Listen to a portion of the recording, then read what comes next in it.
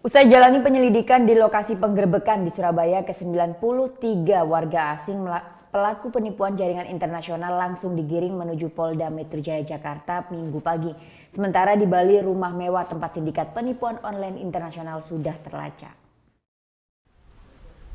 Rumah mewah ini terletak di Jalan Puri Bendesa, Nusa Dua, Bali. Selama setahun terakhir, jaringan penipuan online internasional bercokol dan beroperasi di sini. Lantai 1 dan 2 tempat mereka melancarkan aksinya terdapat deretan meja dan bilik telepon. Rumah ini diduga jadi base camp jaringan penipuan online yang sama dengan yang ada di Jakarta dan Surabaya. Meski sasarannya juga warga negara asing, wilayah Indonesia dipilih karena dianggap tidak mudah terlacak. Menurut pengakuan, dalam setahun sindikat ini bisa dapatkan omset hingga triliunan rupiah.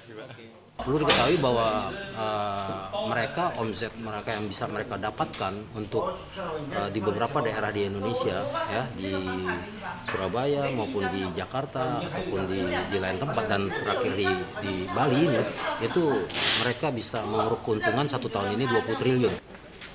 Sementara di Surabaya, usai jalani penyelidikan selama 15 jam di lokasi penggerebekan, 93 warga negara asing anggota sindikat penipuan internasional digiring tim gabungan Satgas Khusus Polri Cina dan Taiwan menuju Polda Metro Jaya Jakarta Minggu pagi. Pemeriksaan dan pendataan ulang akan kembali dilanjutkan di Polda Metro Jaya. Rencananya seluruh pelaku akan dititipkan di Rudenim Imigrasi sebelum dipulangkan ke negara asalnya untuk jalani proses hukum.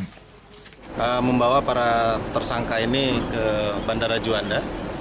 Dan untuk tersangka yang warga negara Indonesia ditangani oleh Polda Jawa Timur yang akan didalami keterangan-keterangannya. Dan tadi malam juga sudah dilakukan pemeriksaan oleh dokter masing-masing tersangka untuk memastikan kesehatannya siap untuk kita berangkatkan ke Jakarta. Sindikat penipuan online ini terendus aparat keamanan sejak sebulan terakhir. Puncaknya Sabtu sore dilakukan penggerebekan serentak di Surabaya dan Bali.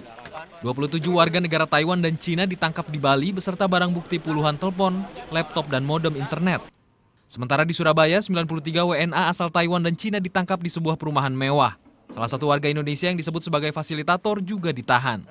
Sebagian besar WNA asal Cina dan Taiwan itu tak memiliki paspor resmi.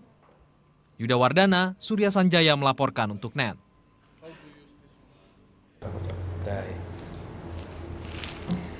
Udah selesai kan nontonnya? Nah, jadi jangan lupa buat like, komen, dan subscribe ya.